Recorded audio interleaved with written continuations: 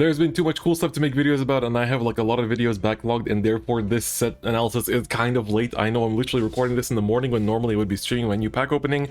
By the way, if you aren't already watching, please go watch the pack opening. It should be live right now as this uploads. But welcome folks, today we're going to be looking at G Set 5. I'm going to try to speed run it, go fast, speed mode, in order to get through all the cards and really talk about everything in here. Before we get into it, if you like the kind of content I do, please give it a like so that I know what kind of content you guys want to see. And of course, if you want to support the channel, please subscribe, and if you want to show some extra support and really support the things that I do, make the content better, you can consider becoming a YouTube channel member or a Twitch subscriber as well. Otherwise, keep up with me on my socials. All the links are in the description. So with that out the way, let's take a look at G Set 5 in 0 today. We technically already have G Set 7 as well as Curry cards in the JP version, but we're going to talk about G Set 5 because it was a very important set. It had Pale Moon, it had Granblue, and it had Aqua Force. You know, all three clans are pretty damn relevant, and you know, the Rummy Labyrinth decks in particular are very popular and really well known, and so I think it's quite worth to take a look at everything and, you know, break it down and talk about what is in this set. So we're going to start with Pale Moon today, basically going over all the Harri cards, and there's quite a lot of good stuff in here that we should talk about. I haven't done a Harri DifferentFight for those of you looking for one, because as you can probably tell, I don't have enough cards. Like, I literally am missing several triple rares, missing a lot of the GRs and stuff too, so unfortunately didn't get very lucky in pulling, but doesn't stop me from talking about the cards, right? So first things first, we have Tricky Assistant, which is the starter for Harri. Like, this is really a must-play starter. It's a very vital card.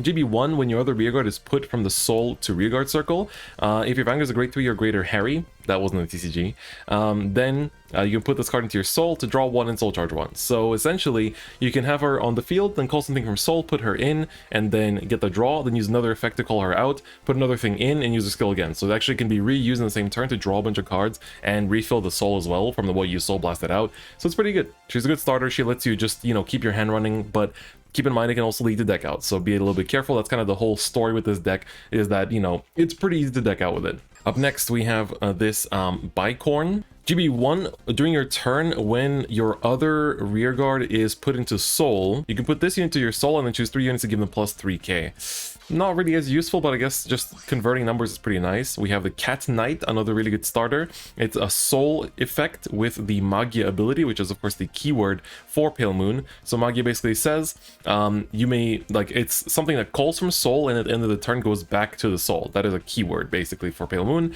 So in the soul GB1 Magia, when your Vanguard is placed, you can call this card from your soul, and at the end of the turn it goes back to the soul. So that's literally what Magia does.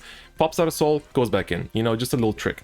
Then rearguard circle GB1 in Magia. When placed from the soul, you can choose one card from your soul that is not the Cat Knight and call it, but at the end of the turn it goes back to the soul. So essentially every turn that you place a new Vanguard after being on GB1, you get to just call out a free column, basically, like Cat Knight plus something else in another column. So it's quite good. It's honestly quite good. It's also a great starter, so I'm not sure which one I would recommend more. Like, do you want to have consistent rearguards or do you want to have consistent hand? That's going to be for you to discover. Then arguably one of the best cards in the whole deck right now for Harri is Betty. So Betty says GB1, at the end of the battle that she boosted her rearguard and the attack that was attacking a Vanguard. If your Vanguard is a grade 3 greater Harri, you can almost want to put the boosted rearguard into the soul in order to call a card with the Magia ability from your soul. So essentially this is kind of like the bone of Magia, where you can basically keep looping this because you have pretty huge numbers, and essentially you can just, like, you know, you clear their front row and then you get to swing with a Betty column into Vanguard and then use the effect to call in like a Periton that calls out a Betty again, and just keep looping Betty basically. Like, you want to keep looping Bettys as long as you have them, as long as you have CB. So it's a very important component. And then we have the Cutie Paratrooper, also pretty good. GB1 Magia. When she's placed through a Magia ability on the rearguard circle, if your Vanguard's a grade 3 greater Harri, soul charge 1, and then call a card from your soul that is not Cutie Paratrooper to the same column as this unit, and then that unit, sorry, gains 5k, but at the end of the turn it goes back to the soul. So this is another way to just set things up. Like, you can call this off of a Betty, and then, you know, basically just like call Betty out, oh sorry, call out Paratrooper, then call out a Betty behind her or something like that. You know, it's like you can do quite a lot of things with the combos in this deck, and she's a really huge enabler for them as well. So very nice that we got her immediately. Then we have Magia at the beginning of your main phase, can put him into the soul, and then choose a grade 2 or higher card from your soul and call it, but then the end turn it goes back to soul. It's a 6k base. I don't think it's really that great compared to everything else that we have, so I think that's most can skip. Then we have this guy who says rearguard circle when placed, soul charge 1, If a grade 3 with soul charge through this ability, he gets the following ability. When your Vanguard attacks, this unit gets plus 10k power. It's a bit of a high roll for a 5k base, but it's interesting. Then we have the 8k vanilla. We have the when placed GB1, look at top 3 and put 1 card to soul. It's actually not too bad. You basically get to filter out something very selectively, which is good. We don't want to be like randomly soul charging too much. Then we have the 10k attacker for GB1. We have the when placed from soul on GB1, get 5k, so 12k booster / attacker. This guy, count +1, put and rest it. Reveal the top card of your deck, and then choose a card from your soul with the same grade as a revealed card and call it. So you get to look at the top card of your deck, I guess, so you know your drive check, but otherwise it costs a counterblast, which isn't great. You want to be using that for your combos, right? Then this guy is when he boosts a Magia unit for that battle, you may give him plus 5k, but if you did, he goes to the soul at the end of the battle. Of course, we have the Stride Fodder / Harri Searcher, countercharging PG. So a lot of really good grade 1s overall. Like, I think basically the best ones are going to be your Cutie Paratrooper, as well as your Betty, and then of course Stride Fodders and your PGs will take up the rest of that space. You know, it's just... I think it's pretty self-building. Then we have the Jacqueline. Jacqueline is the Amber clone for Pale Moon, and she is quite good. GB1 Rearguard Circle, when she attacks the Vanguard being boosted, can almost 1 and Soul Charge 1, and then you can call a card from your soul that is not Jacqueline. So you can call Jacqueline, you can use Jacqueline's skill to call, for example, something like the Crescent Moon Juggler, who says GB1 Magia when placed on Rearguard Circle. If your Vanguard is a grade 3 or greater Harri, count +1, soul +1, Soul Charge 1, call a card from soul, give that unit plus 5k, this unit gets plus 2k, but then the turn the called unit goes back to the soul. So essentially, you know, you can use Jacqueline to call out this, and this call gives himself a booster like a Betty that can then make more combos, right? So he's pretty good. He is literally like a lazy, essentially, where you can call him out from a Magia effect like a Betty, and then he can call another front row that can do something else too. And he can call out himself. So if you have multiple copies of the Juggler and Soul, you can call out another copy, so you can have strong rearguards all the time. Alternatively, you can call out one of the best cards that actually has a choice restriction in premium, Flying Periton. Periton says, GB1 on Rearguard Circle, Magia. When placed on rear, if your Vanguard is a grade 3 or greater Harri, this didn't exist in the ZCG, Soul Charge 1, and then choose a card from your soul and call it to the same column as this unit, but then the turn it goes back to the soul. So essentially, this is your setup. Like, you can call out,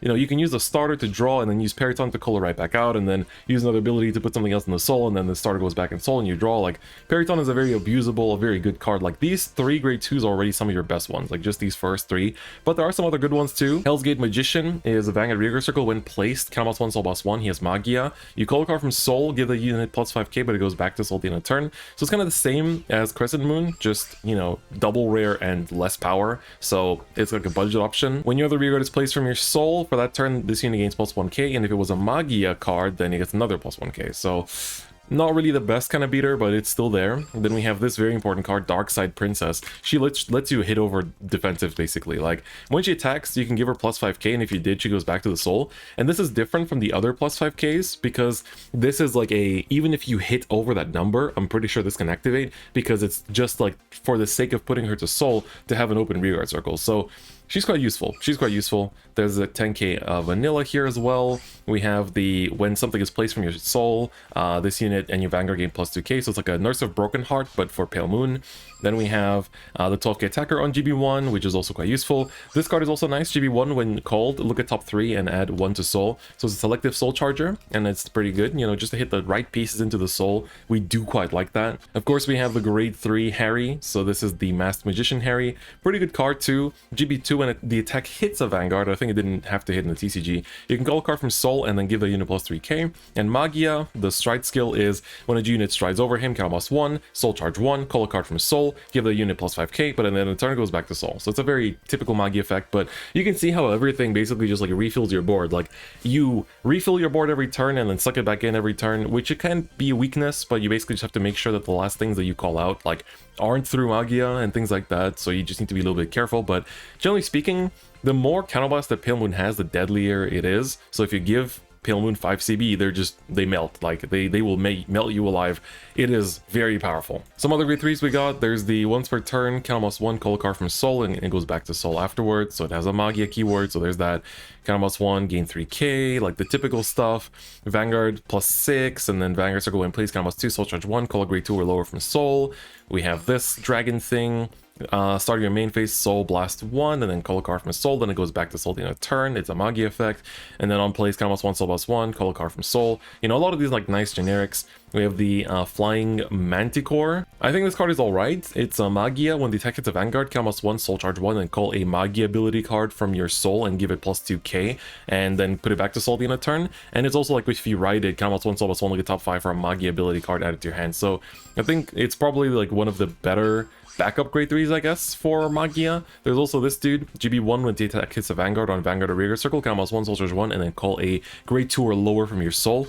I feel like you either choose, like, if you're super high on Magia cards, then you can play this, and if not, then just play this because it calls any grade 2 or lower, and it doesn't call through Magia. So the important thing with the Lion is that it will put the thing back to Soul in a turn, whereas this guy will actually keep it on the field. So if you call a grade 2, it will stick there, which is pretty important. It is actually pretty important. For triggers, heal guards always existed. The stand trigger is quite good. The Prankster Girl in Soul, GB1. When this card is sent to the Soul during your turn, you can put it back to your deck in order to search your deck for any card that is not the Prankster Girl in Nightland and put it to your Soul. So this card is nice purely because you get to just set up anything. Like, it's a good stand to run as like a 2-of because you Soul Charge it, you search anything, and then goes back to deck until you Soul Charge it again, and you can search anything again. So it's pretty good. And then we have a crit for Harri, which looks like Katarina from League of Legends. For strides, the Amanda is the triple rare. She has a Magia. When her attack hits a Vanguard, Soul Charge 1, call a card from Soul, and then give it plus 5k. At the end of the turn, it goes back to Soul. So she's good, just enables, you know, at least 4 attacks on your first stride turn, which is good for pushing your opponent to 5, because that's where you want them to be for your kill turns. This is a really good stride in the Lunatic Dragon. Is also played in Silverthorns. When a rearguard is placed from your Soul for that turn, it gets plus 2k. So really good, makes your grade 2s actually hit for 11, which is amazing. And when you stride it, you can G Persona Blast to gain the following 2 abilities. First one is, when it attacks the Vanguard, put 2 of your rearguards into your Soul, and then randomly put one of your opponent's rearguards, prioritizing the back row, to the Soul as well. So it's a little bit of, you know, for board control. It's pretty nice. And GB3, it gets a crit. So a crit, Field Disrupt, and Power to your rears when you call them out. Like, this is a good little stride. It's a very good stride. A lot of people play it as a 3-of, so you use the G Persona Blast once, and then you just kind of go into it for the power after that, because, you know, it's the power on the rears that you really want it for, honestly. 4 is optimal, but you can also just run with 2. I'm just playing 1 in my Silverthorns just for the power up. Like, it's fine for what it is. And then we have the Dragon Masquerade Harri, which is the, of course, evolved Harri form for the stride. GB3 Magia, when it attacks, counterblast 2 and flip any unit face up, and then put one of your rearguards to your Soul, and then choose 3 cards from your Soul and call them. And then you choose 2 of your opponent's rearguards and put them to the Soul. But at the end of the turn, the cards you called out will go back to the Soul. And then for every face up Harri in your G zone, all your rearguards get plus 1k. This will get better over time because there will be more Harri strides in the future, but for now it's still a very good stride. Like, this is board control, really good multi-attack. Like, it doesn't require like Magia stuff. You can play this in any Pale Moon deck too. And the power up on the Harris is nice, but like, you know, if you have like 1 or 2, just use it for the multi-attack. It's pretty good. So I think in terms of like the GRs for Pale Moon, I think Harry's like a 1 or a 2-of.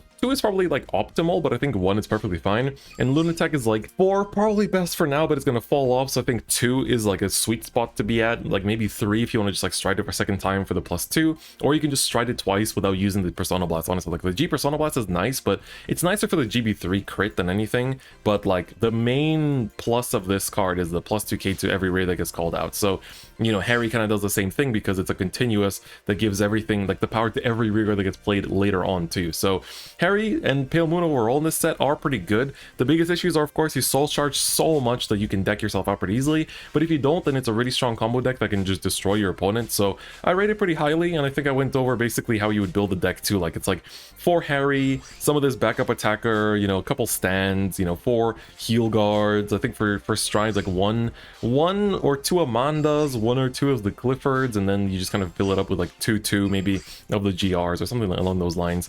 You know, it'll get better with time as well as more strides come out. So, but for the time being, like, Harry's really good outside of the box too, just right out the box. All right, now it's Granblue time. This is probably the biggest highlight for a lot of people. I myself am a huge Nightrose fan, and being able to play Nightrose after not being able to afford it in the TCG back then, in the G era, you know, both in V right now but also in Zero, feels really good. And this deck lives up to expectations. It is one of the best decks that comes out like just like that from one set, bam, super tier 1 deck. It's so fun, just amazing combos, really cool resource management. If you like those kind of like intricate combo decks, you are gonna have a great time with this. So let's break it down. There's a lot to talk about here. We have Grenache. Ooh, this is a good little card, introducing the hollow keyword. So what does hollow do? It says when this rearguard is placed, you may put it into the hollow state. If it's in the hollow state at the end of the turn, it retires. So you gotta keep that in mind. If you hollow something, it'll get bonus effects, but it will die at the end of the turn, right? So what does he do? He says, when retired by the hollow ability on GB1, if your Vanguard is a grade 3 or greater Nightrose, countercharge 2.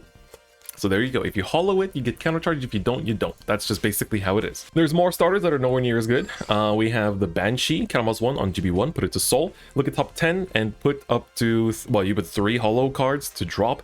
Terrible, bro. You're not Grenache. What's next? We have her, GB1 hollow, drop zone. When your unit strides, -1, you can call this card, and for that turn, she gets the ability. If she's in the hollow state, gain 5k. You're not Grenache, I'm sorry. I'm sorry, y'all are not Grenache. Then we have another amazing card, which is the Negro Bone. So GB1, this card is so important. GB1, when it boosts a rearguard that is attacking the Vanguard at the end of that battle, if your Vanguard is a grade 3 or greater Nightrose, you can -1 and retire the boosted unit in order to choose a card with a hollow ability from your drop zone and call it. This is such an insane card. Like, you literally create so many combos thanks to this card. You can play just 2 of the Nightrose GR stride thanks to this card. Like, you can either choose to go into the Nightrose GR, or you can choose to just use this card twice. Like, it's that good. You literally can just play this card 4 times and not have to worry about having 4 Nightrose GRs. Like, it's that amazing. The combo is like, you swing into Vanguard with this boosting, kill the thing in front, call out a Necrolazy, and then that will call out, you know, something like a Rook or whatever else you really need, to be honest, or another Bone to the back row that like of a standing rearguard or something. Like, it's just, oh, it's so good. You can do so many combos off of it. Like, if you watch the Zero Grand Finals, there's so many examples of great Nightrose gameplay you can watch, so I think you will enjoy it a lot. Then we have this card. I actually used to run this at the start of the set, the Banshee. She has Hollow. All of Hollow is GB1, by the way. It didn't used to be, but it's all GB1 now. In drop zone GB1, -1 and retire one of your own rearguards to call this card. And when this card is called by an ability, you can put it, if it's in the Hollow state, it gets plus 2k power, and when it's retired by Hollow, it countercharges 1. So I like this just because it allowed me to clear off the Grenache off of my board, but then I realized that it's easy to just like overcall the Grenache, honestly. Like, there's no reason to use abilities for it and waste CB. So instead I play this card, the Swordmaster Mimic. It has Hollow, and when it's called from the drop zone, it gets plus 3k, and if it's in the hollow state, you can give another rearguard plus 3k. So 10k booster is really nice, but being able to power up something that is like just a 9k that's not hitting and make it into 12 is very good. This can make some really good columns, so I think it's quite good. Like, it makes 21k columns with the Necrolazy as well, so it's just nice. We have the 8k vanilla here, then we have this dude, the on attack Vanguard plus 2k. It's not GB1, but okay. Hollow front row rearguard circle GB1 during your turn, gain 2k. If it's in hollow state, gets another 5k. So 14k attacker GB1, I mean, like, grade 1 is not too bad. Then we have this dude. When placed, if it's in hollow state, you can search for any card in your deck and put it to the drop zone. And if he's not in the hollow state, then you just mill the top card of your deck. So you want to hollow him. It's just a grade 1. Also, this is an SP common I haven't unenchanted, destroyed. So let's do that right now. Then we have this dude. When it boosts the Vanguard, it's a 10k booster. Gotta have one of those. Tommy the Ghosty Brothers, of course. This is the Nightrose Searcher / Stride Fodder. So we want to use that. Very good. We have the Jin, the countercharging PG, very important. So that's the grade 1s. You generally speaking play 4, you play 3 bone because you can search it out with your stride, and then like some people play this. I think you just play 2 copies of the Mimic, to be honest. It's pretty good. It's pretty good. For grade 2s, we have Colombard, amazing card here. GB1 when attacks the Vanguard while being boosted. +1, call a card from your drop zone that is not Colombard. Keep in mind that the bone cannot call this because it doesn't have the hollow ability, so therefore you need to be careful. Like, you don't usually run too many of him, like a 2 of or something, because it's a good extender, because it just leads to more attacks. Like, you swing with him, call a lazy, and then, you know, basically lazy calls out a bone, and then you can make more attacks off of that, things like that. But it's just good for extending. But this is by far the most MVP card. Like, this card in the TCG, I think at some point was like $20 each, because it's so important to Nightrose and it's such an important combo starter. So it says GB1 hollow. In, then GB1, when placed on rearguard circle, if your Vanguard is a grade 3 or greater Nightrose, you can +1 soul boss 1, choose a card from your drop zone that is not Necrolazy Lazy that is grade 2 or higher, by the way, and then you call it, and this unit gets plus 2k, and the following ability. When retired by Hollow, you soul charge 1, counter charge 1. So the way this works is that you can call this and not hollow it, and the only thing you're losing by not hollowing it is the counter charge 1, soul charge 1. And that's not that important, because it's more important to keep an intercept up front, you know, in order to actually have the intercept for your opponent's turn than to get that refund, right? Because you're going to get the counter boss refund from Grenache anyway, because you can, surprise, surprise, counter charge 4 at the end of your turn. So you don't really care about that, and soul charge would just lead you to deck out. So generally speaking, don't hollow this card. Do not hollow this card. It is just amazing for an 11k beater that calls out anything. It calls out anything and makes so many combos. It's insane. Like, this card is cracked. It is cracked, my dudes. Then we have Skeleton Cannoneer, hollow, and then GB1 when placed from drop zone. If it's in the hollow state, counterboss 1, draw 1, and choose an opponent's rearguard and retire it. This worked very differently in the TCG. You could choose like how much you want to do between drawing and retiring, depending on if you hollowed it or not. And so it's a little bit unfortunate that it's like that, but it's still a good. It's still a good card. You know, front row retire in any clan is going to be good. Counterboss 1 for retire and a draw is always going to be nice, but you know, it's just another CB you're going to have to commit, so keep that in mind. Then some people ran this guy at the start, the Rambling Shade. As hollow, and when it attacks the Vanguard, you mill the top 2 cards of your deck to give him plus 2k, but then during the opponent's turn on GB1, if you have 4 or more hollow ability cards in your drop zone, he gets plus 5k. 14k intercept can be a little bit annoying to get over, so I personally liked running him at the start, but a lot of people cut him for 1 or 2 copies of the John Mario. John Mario has hollow and says when placed from drop zone, he gets plus 3k in the following 2 abilities. When his attack hits a Vanguard, you counter charge 1, soul charge 1, and if he's in the hollow state, gain plus 3k. So 15k attacker if you hollow him, or just 12k plus a, you know, like just a nice little counter charge on hit is pretty nice. I think it's also quite good. So it makes sense that people run him as like a 1 or 2 of. We have a 10k vanilla. We have this intercept dude, like he gains 5k in your opponent's turn, but this is a very old card from like BTO6. And of course, Necro Rook. This card is amazing. GB1 hollow, and then GB1 during your turn gets plus 2k. If it's in the hollow state, gets another 5. So it's a 16k attacker on its own without any other commitment. Chef's kiss, we love to see it. You call this off of a lazy, you basically make the right numbers, you hit over defensives. Beautiful, beautiful. All right, so some other dud grade 3s. On attack, counterboss 1, gain 3k. This is once per turn, counterboss 1, call something from drop zone and then give it 5, but retire at the end of the turn. It's not even hollow. And then on plays, counterboss 1, soulboss 1, call something from drop zone. His art is pretty cool though. Gotta give him that. He looks pretty sick. This dude, counterboss 2 on Vanguard Circle, call a card from drop zone and give it plus 2k. And when it attacks the Vanguard, gain 2k. Like, Jesus Christ. Some of these cards are really bad. And then this guy is like rearguard circle. He gets plus 2k for if you have 4 more cards in your drop zone. And if he's in hollow state, he gets another 2k. But this is on both players' turns, which is interesting. And then when placed on Van or rear, you mill top 2 to give him plus 2k, like just like a power beater, I guess.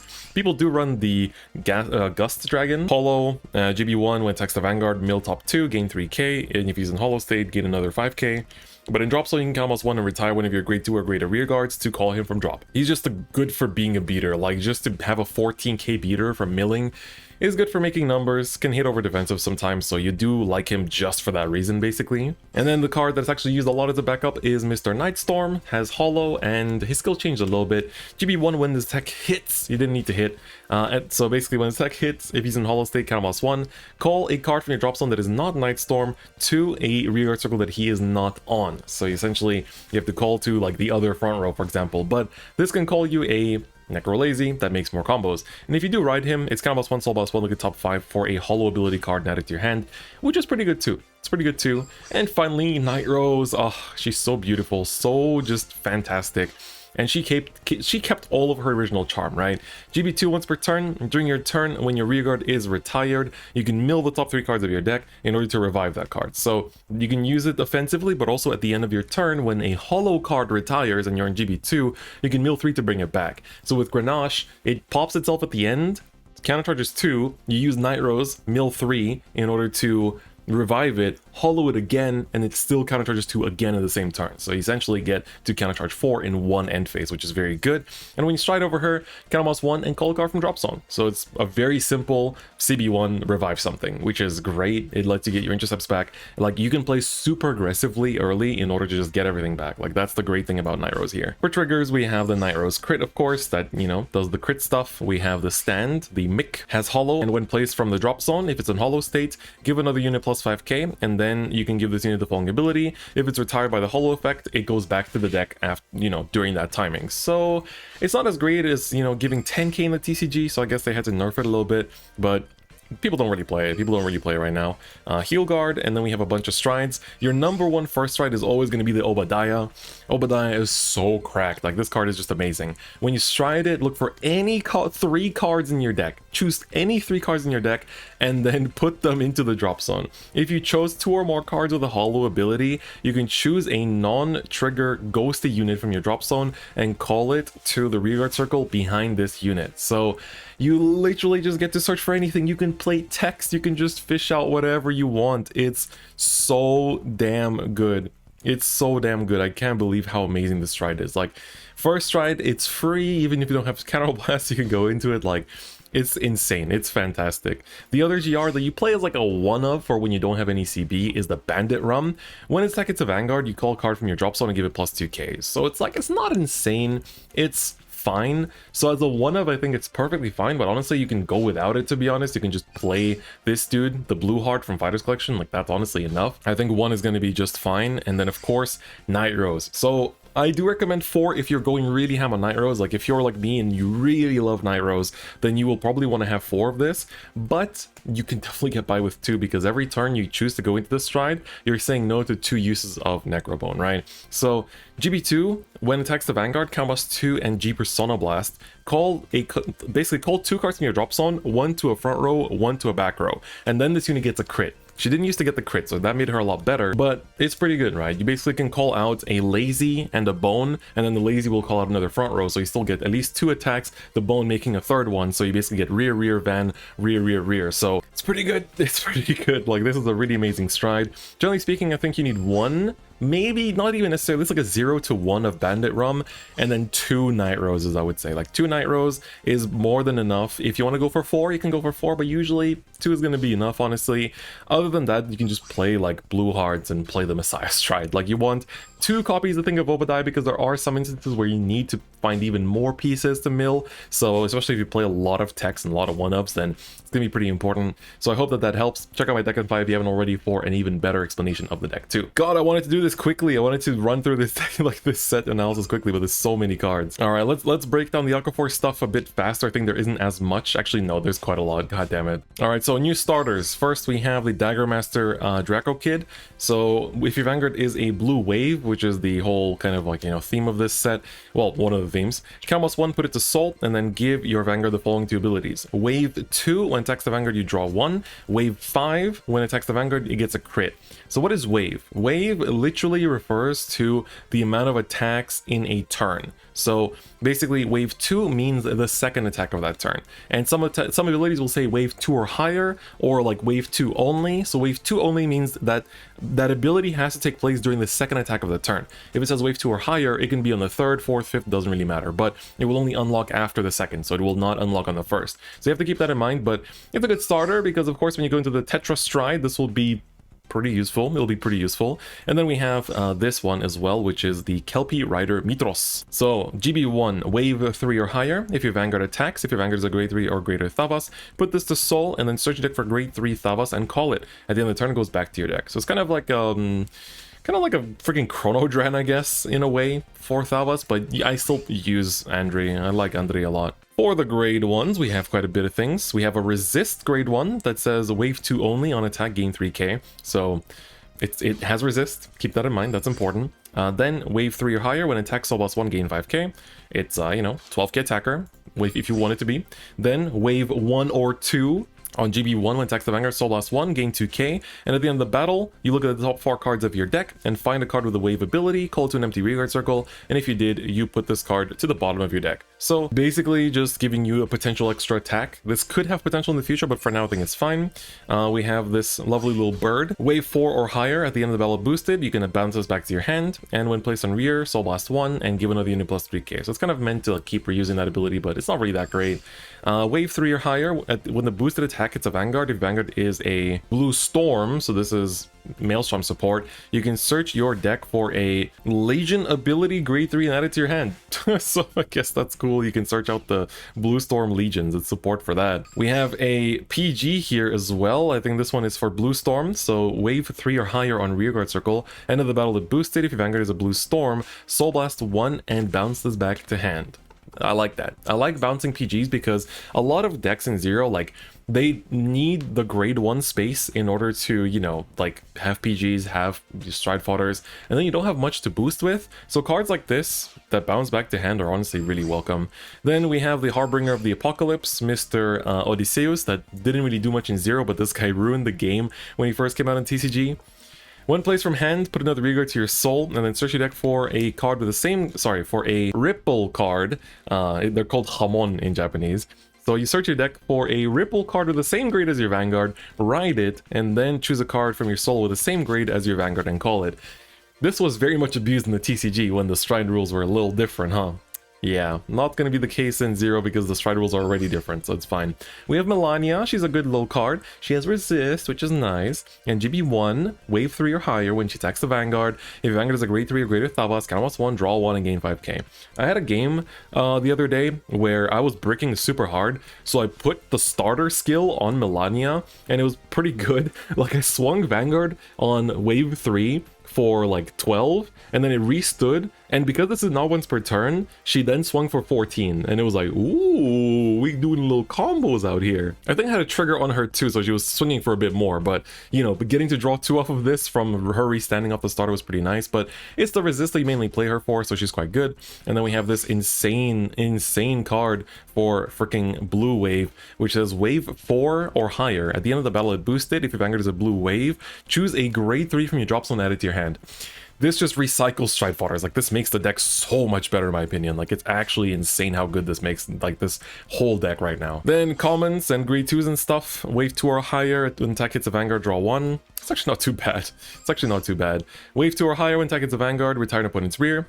Okay, I see what you're doing there. And then this dude is GB1, wave 1 or 2. When attacks the Vanguard, Soul Boss 1, gain 4k. And in the battle, look at top 4, call a card with the wave ability to the rear circle this unit was on, and then it goes back to the deck. It's the same as the grade 1 we looked at earlier. I really like his art. It's very flashy. Mori-chan always does a good job with the flashy arts. We have this dude for ripples. When it attacks, if you have 2 or more resting ripple rear guards, oh no, just 2 more resting ripples, gets plus 3k, so 12k attacker. Then we have this beautiful little Orca, has resist and wave 2 only, on attack gets plus 3k. So resist is always very cool. We like that. We like resist force is going to be real.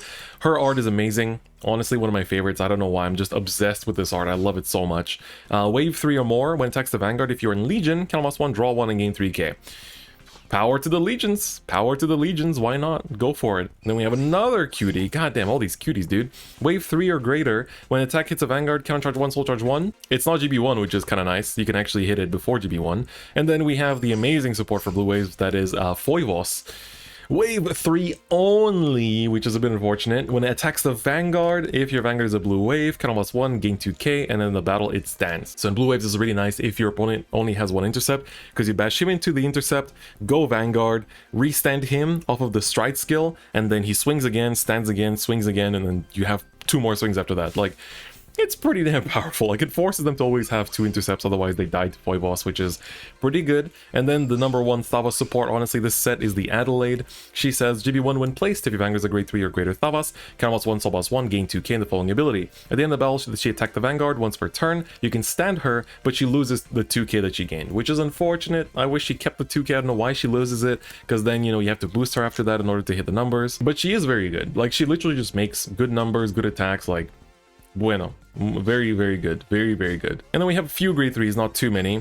This dude is wave 2 or higher. When your other unit attacks, this unit gains 2k for the turn. It's alright. Wave 1 or 2. This is the one, the Soul Boss 1 gains power and then looks at top 4 to overcall, so it's the same as the ones from before. And then 2 new grade 3s, we have, of course, the Anger Ball Dragon, which is the main grade 3 for blue waves. So GB2, it's a good GB2. Wave 2 only. When the attack hits a Vanguard, you can choose one of your rearguards and stand it. If you did, give it plus 10k. That's pretty good. You give that to a foil boss and it's restanding with like 21-21. It's pretty damn nice. And then when you strike Tetra Boil Dragon over it, your Vanguard gets falling ability. Wave 2 only, when it attacks the Vanguard, you can stand 2 of your rear guards. It's pretty good. Lots of multi-attacks. Doesn't really work well with Basil and Diamantes, but otherwise it's a really good card. And of course it gains 3k when you ride it, which is nice. It's like a Strider grade 3, so that's quite good. And then we got the Legion, the Miltitus, which is of course the Genovius Legion. When it attacks the Vanguard, if you're in Legion and you have 3 or more resting units in the front row, cannot charge 1. And then if your back row has 3 or more resting, then you draw 1. So it's, you know, free plus, I guess, and refunds. And when placed on Vanguard, so count +1, look at top 3, and put a Ripple from among them to your hand, and then put the rest of the cards into your drop zone. So it literally sets up the Legion for you. But this deck was never good for the Legion itself. It was good for the crazy insane grade 2 game that it had, which unfortunately no longer has, because, you know, the stride rules are a little bit different nowadays, right? It's a little bit different. We have a few new triggers. Wave 1 only, when it attacks the Vanguard at the end of the battle, if you're in Legion state, put her back to deck, and then choose one of your rear guards and put it to this unit circle and give it plus 5k. But how are you attacking Vanguard on the first attack with a freaking stand trigger? Hello? We have the Brutal Trooper. If your Vanguard is a blue wave, you can put this back to deck. For that turn, give your Vanguard the following ability. Wave 2 or higher, when attacks the Vanguard, draw 1. Wait, is it not once per turn? Damn, it's not once per turn. Crazy. That's pretty good. I guess you can get it. You can get it twice off with the Tetra. That's pretty nice, not gonna lie. And then we have this is the Ripple crit, and then that'll boost it. If you have another 2 or more resting ripples, you can put this back to your deck, and then look at top 5 and add a ripple from among them to your hand. Plus, I guess it's a plus, I guess, you know. Then triple rare stride, I didn't pull any. The Podoromos. When attack it's a Vanguard, if your heart is a ripple, you can G Persona and then look at top 5 and call 2 ripples. It's a pretty good plus. It's a pretty good plus. We like that. You know, it's a good card to generate advantage. I somehow have more GRs of this set than the freaking triple. How does that happen? Like, I somehow pulled 4 Tetra Balls. I don't know how it is. Tetra Ball says wave 2 only. This unit ignores intercept, which is very important. That's how you want to order your attacks. Watch the deck in 5 if you want to see it in action. And then GB2, wave 1 and 1, like from 1 to 3, 1 through 3 basically. When it attacks the Vanguard, if your heart is a blue wave, count almost 1 G Persona Blast. For that turn, lose a drive, but gain the following ability. Wave 4 only, when your rearguard attacks the Vanguard at the end of that battle, you can discard 1 and stand your Vanguard and draw 1. So the way you want to order it is like, you attack with the Vanguard second to unlock that GB2 and ignore intercept, and then let your rearguards attack, and then make sure that the 4th attack has to go to the Vanguard. So make sure you go rearguard on 1st attack, Vanguard on 2nd, then rearguard again on the 3rd attack, and then Vanguard on the 4th to get this to restand and attack on the 5th, right? That's how this works. You gotta be a little bit careful with that, but it's a really good card. Good restander, you get so many attacks out, like 5 consistent attacks is really good. Potentially 6 with Foivos. I think we like that. I think we like that. And then the big addition to Thavas is, of course, the Commander Thavas Stride. GB Persona Blast to give a rearguard plus 5k and the ability to attack from the back row. And then the GB3 ability, wave 4 only, when your unit attacks the Vanguard, you can randomly retire one of your opponent's rearguards, prioritizing the back row. So he's just good to like give 5k to something like an Adelaide that's going to restand to make sure that she hits over the defensive, or like give 5k to your Algos to make sure it really hits for the draw and stuff like that. It's a good push card. You don't really use the back row attack that much unless your opponent's on 5. But then if your opponent's on 5, you just want to go into Lambros anyway, so he's also good against decks that set up a lot of pesky stuff in the back row, because then you get Thavas' skill and the Commander Thavas' skill both to pop 2 of the things in the back row, so even though it's random, it kills basically everything, so it's pretty damn good. And that is it. So that is the set. It took quite a while to talk about everything because there's just so many good cards in this set. Like, there's really little like bad stuff here. So I hope this was useful. I hope you guys got something out of my set analysis today. Let me in the comments what you guys are building from this set. What are you excited about? What are you most hyped about in order to pull and you know, build and start playing with? I think it's a really good set for Zero. And if you're starting Zero now, or if you're getting back into it, it's an amazing set. Go ham on Nightrose. You will be rewarded. It's such a good deck that you can build just from this box. But anyway, guys, that'll be it for me today. Thank you so much for watching. Like the video if you haven't already, and subscribe as well. Really appreciate it big time. Otherwise, that's gonna be it for me today. I'll see you guys next time. Bye bye.